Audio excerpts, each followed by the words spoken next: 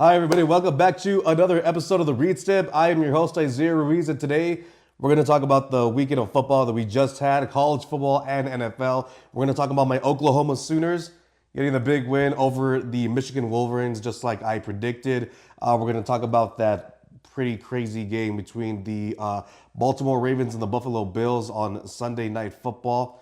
And we're going to get into some other games as well from both college and the NFL. Now, I wanted to start off by saying thank you guys again so much for everybody that's tuning in, everybody that's joining the community, subscribing, sharing their comments, looking at the views. I really appreciate it. We're going to continue to put out more content, not just today, but also this week. So we're going to have another video out on Wednesday, maybe a couple of videos out on Wednesday, have them scheduled and lined up for you guys. And then obviously on Friday, as we're going to make our predictions for Saturday and Sunday of next week, week 2 of the NFL and week 3 of college football. But other than that, I can't wait to get started. I can't wait for I love doing this. I love shooting the shit with you guys, and I love talking football. So let's get right into it.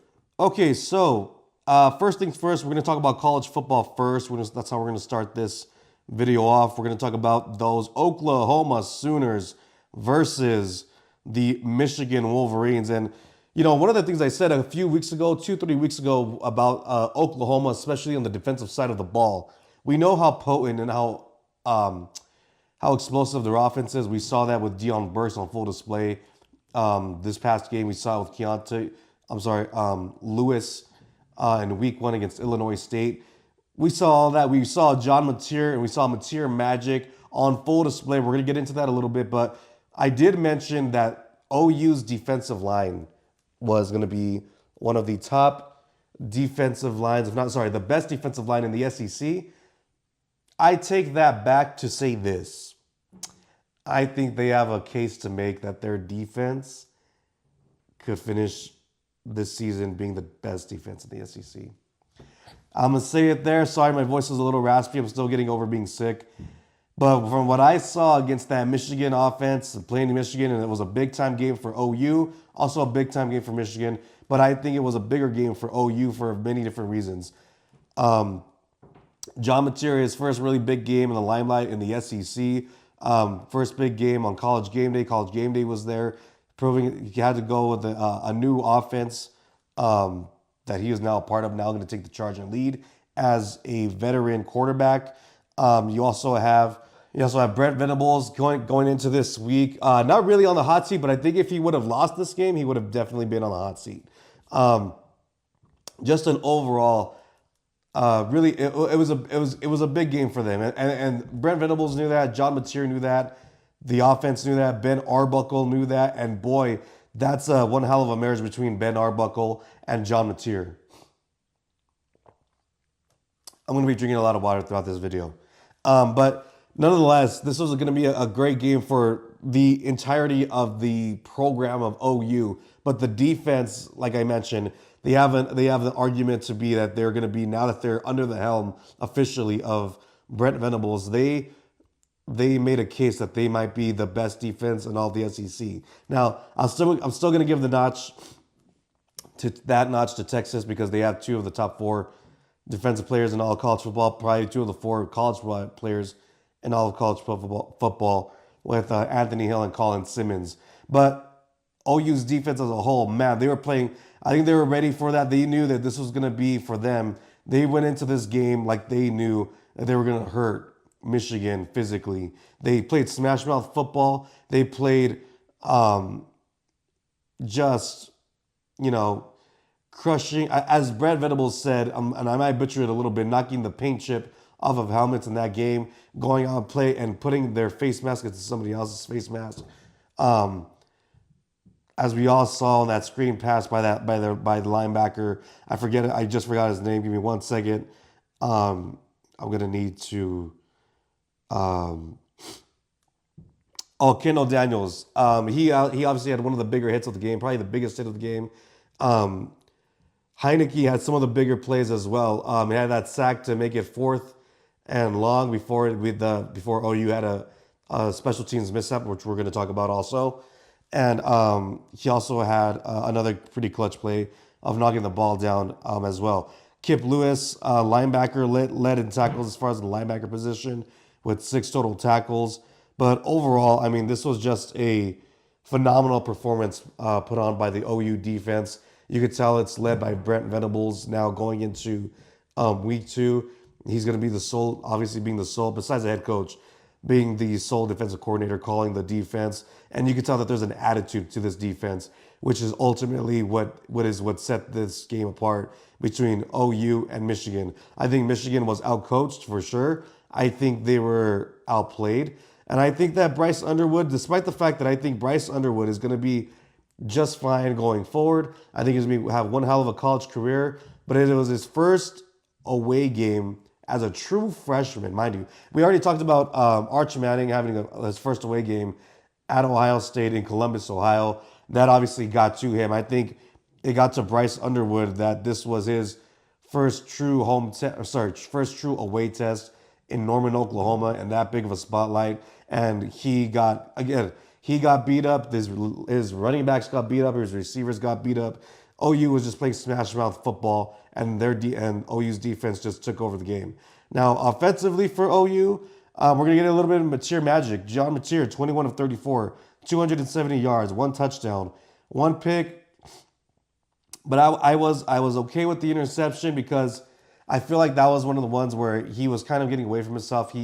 He threw another pass earlier that was made a great play by the receiver, Canuck, but that was a pick, a little overthrown, but he settled in, didn't throw another pick the rest of the game. He had a 79.2 QBR rating, but where he shined was on the ground. 19 carries, 74 yards, 2 touchdowns. I mean, it was the Mateer magic show. On one hand, you had Bryce Underwood, like I said, true freshman in his first away game. A lot of factors going into that. You have the crowd noise. You have the defense playing with the mentality that they were playing with, the physicality that they were playing with. Believe it or not, that does affect a quarterback a lot. He may not be the one that's getting hit constantly nonstop the way some of his other teammates were getting hit. And he was getting hit, by the way. But that all plays in psychologically into the mind of Bryce Underwood and a quarterback just in general. But because he's a freshman, true freshman, like I said, I think that definitely played into it. But as far as John Mateer, you could tell he was an experienced quarterback, which he is. He is somebody who is not opposed to the spotlight, although this is the biggest spotlight he's been in. But he's a mature quarterback, been playing for a while. Is in a great offense right now with a lot of different weapons around him. Ben Arbuckle has been the best thing that's happened to him and this whole entire OU offense in some odd years. And it was very evident. John Mateer, he made the plays. He brought the broken tackles. They had that amazing clutch play to Isaiah Satenga down that sideline, but that led him eventually to getting into the end zone for a touchdown in the beginning of the second half after Michigan had went down on the first play to go score. So I thought this was an amazing thing to see by John Mateer in the OU offense. Deion Burks did his thing too. Deion Burks, 7 catches, 101 yards, and a touchdown. He had said it.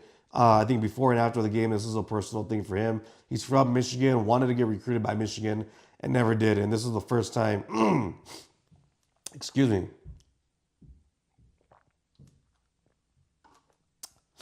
This was the first time I think he's gotten a chance to play Michigan. So he went, he balled out, he did his thing. 14 yards, by the way, average on the catch. He had some good plays on the sideline as well. He definitely did his thing. And he was the playmaker that everybody knows him to be. Jared Canuck, the former linebacker, 69 yards on 5 catches. He had some crucial clutch catches, mind you, with some of those as well. And then Isaiah Satenga had obviously that clutch catch in the third quarter that I just mentioned on that play by John Mateer, probably the play of the night.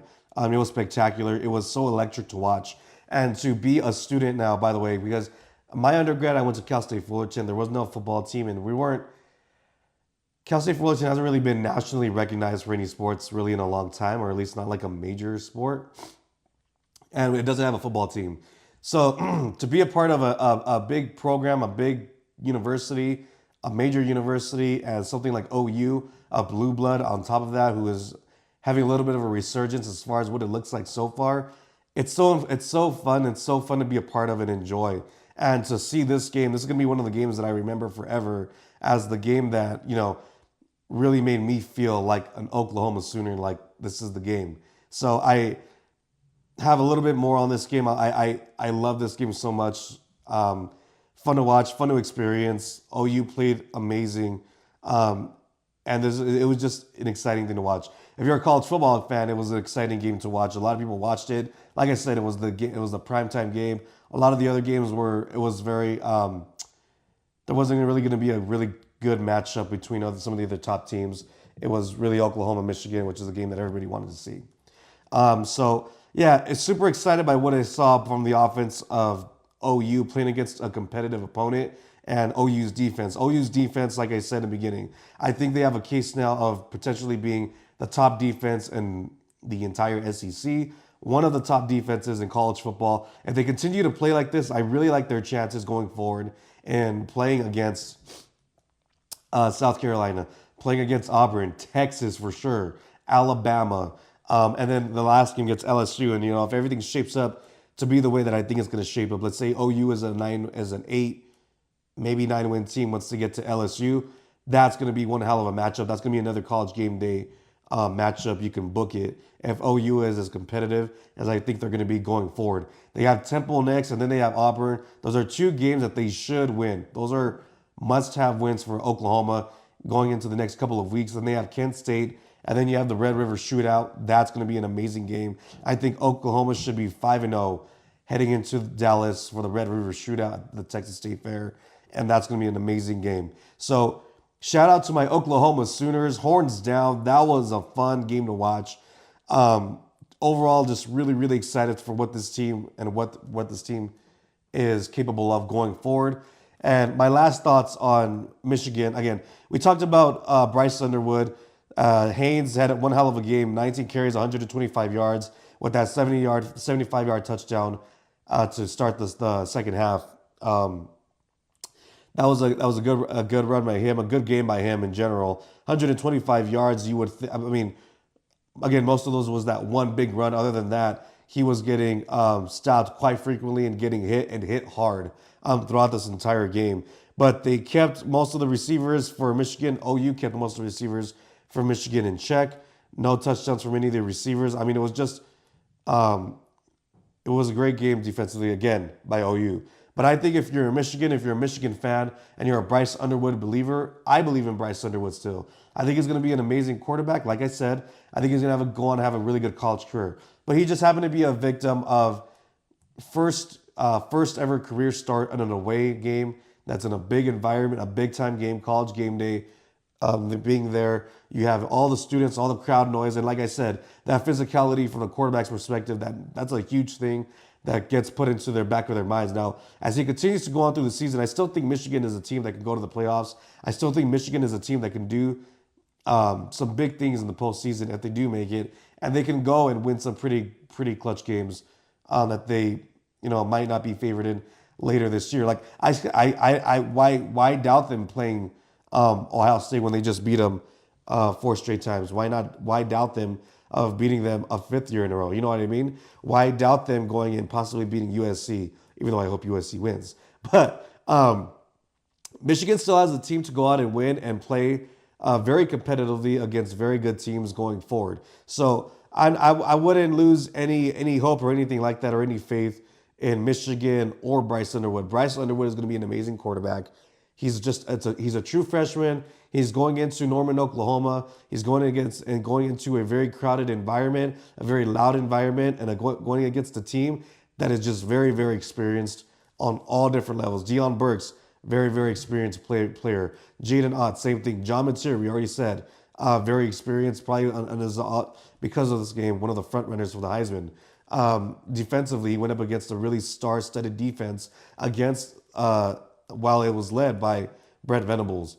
So it was a great win for OU. It is something to learn from and take away from, and a positive note still by Michigan. If you're a Michigan fan, you're a Michigan student, or you're somebody on the Michigan team, this was a great test for Michigan going forward.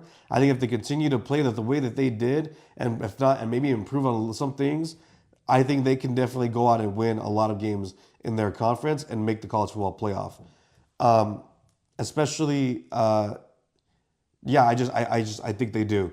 I think they do. So, going forward, I could see Bryce Underwood in his sophomore, junior year, or if his senior year, if he decides to come back his senior year, I think he's going to be just fine. He's going to be an amazing quarterback. And as long as he doesn't transfer out and leave, he's going to lead the Michigan Wolverines to a deep, deep run one day in the college football playoffs, possibly even a national championship. So keep your eye out for Bryce Underwood. He did it.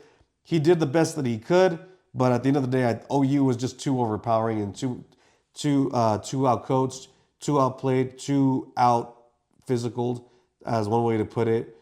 And that was even despite the fact that OU had a couple of mishaps on special teams, giving the ball back to Michigan. So that's kind of my takeaway, trying to make it positive for any Michigan fans or anybody watching it. But overall, great game to watch. I thought that was really, really fun. Again, excited for my Oklahoma Sooners. They have Temple next. Michigan goes on, and they're going to go on and play Central Michigan next. So it should be a win against Central Michigan this upcoming weekend. And then obviously they're going to go and play Nebraska, then Wisconsin, and then they're going to go play USC. So Michigan is going to have some tougher games going forward, that's for sure, especially now that they're going to start getting into the Big Ten over the next 3 to 4 weeks. So we'll see how that goes.